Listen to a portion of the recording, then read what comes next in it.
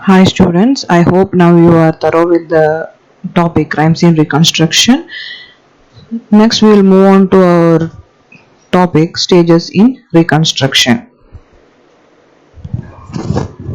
So crime scene reconstruction is a scientific fact gathering process. It involves a set of actions or stages, and there are 5 stages for crime scene reconstruction. First one is data collection, then conjecture, then hypothesis formulation. Next one is testing and theory formulation. So like these 5 stages are there in reconstruction. What are they? Data collection, conjecture, hypothesis formulation, testing and theory formulation. So first we will see what is data collection. All information or documentation obtained at the crime scene from the victim or the witnesses. So we can collect data collection means you have to collect all the informations from the crime scene, such as the physical evidences, the information from the victim or information from the witnesses. So these kind of informations are called data, and you have to collect all these data. And data including conditions of the witness, obvious patterns and impressions, conditions of the victim, etc. are reviewed, organized and studied. So you have to study well about these things which you are seeing in the crime scene, like all the pattern evidences, impression evidences, physical, like all the physical evidences, and the condition of how the condition of the evidence, how it looks like, and what is the condition of the victim, and what the witness is telling, like what is witness opinion about the event happened there. So all these data you have to collect, reviewed and organized. You should, before going to the investigation, you should have a thorough detail about these kind of things. This is about data collection. Next step is conjecture. So before any detailed analysis of the evidence is obtained, a possible explanation or conjecture of the events involved in a criminal act may be done, but it must not become the only explanation being considered at this stage. Like before you are doing an investigation, or if you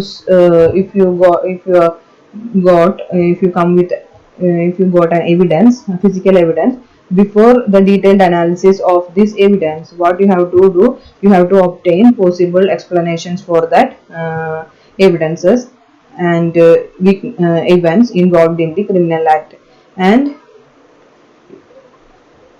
it must not become the only explanation being considered at this stage.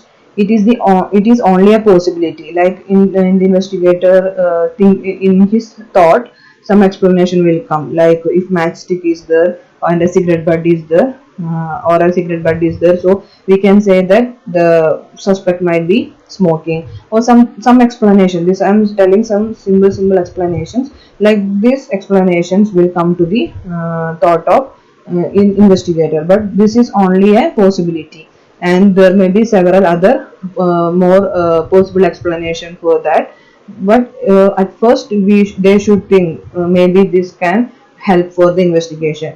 If we, why? Because for collecting the evidence, for collecting the physical evidence, we told that before, you should collect the materials which have more evidentiary value, and you have to separate the materials which are not having any evidentiary value. For that purpose, when the investigating officer is getting a material from the crime scene, first he have to think so many possibilities why this material is here. It is not supposed to be here, but why it is here, like that explanations, that answer to that why question should be there in his mind, in his thought. Then only he can collect the proper evidence. So this is the second stage, conjecture. So what is conjecture? Conjecture is before any detailed analysis of the evidence is obtained, a possible explanation of the events involved in the crime act may be done. It is not a possibility, it is only a possibility. There may be more several possible explanations. And next one is hypothesis formulation. So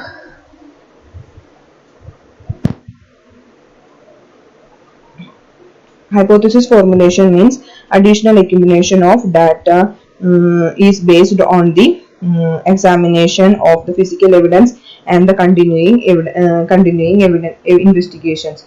Scene examination and inspection of the physical evidence must be done, and interpretation of the blood stain and impression patterns, gunshot residue patterns, fingerprint evidences, and analysis of trace evidences will lead to formulation of a reconstruction hypothesis.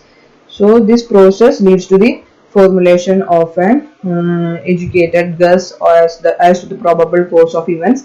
That guess is called hypothesis. So what is hypothesis?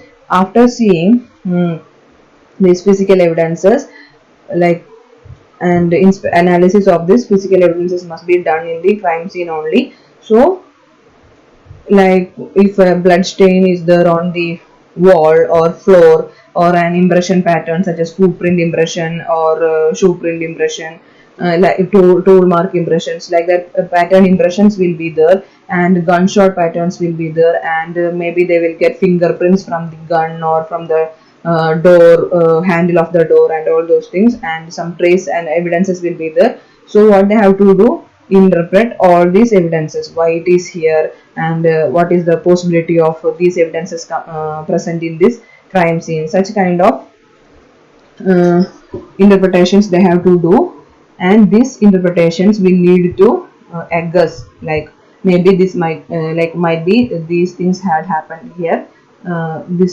This evidence is of suspected evidence, like suspected person's footprint or suspected person's fingerprint, or this blood pattern is caused by this by a sharp weapon. The suspected person hit the victim using a sharp weapon. Because of that, this kind of blood stain is there on the floor or there on the wall.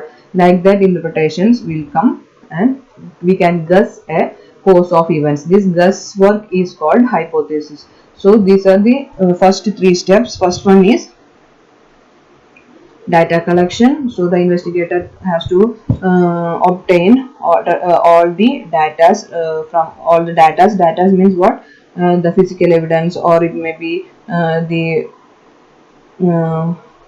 data collected from the victim, or data collected from the witnesses, and any other related data nearby the crime scene. Then the data, after data collection, what they have to do, they have to form possible explanation for the events involved in the crime scene, like why this is here, and why this evidence is here, like why this material is here. Like that, they have to form possible explanation. This is because of that. Like that, they have to give possible explanations. After giving possible explanation, they have to form a guesswork. Okay, this might be happened. Like that, a guesswork should be there. Well, this is the cause of the maybe this is the cause of the death. Like that, a guesswork they should form. That guesswork is called hypothesis. So next we have testing and theory formulation, that we will discuss in the next session. So these are the three stages. Two more stages is the testing and theory formulation.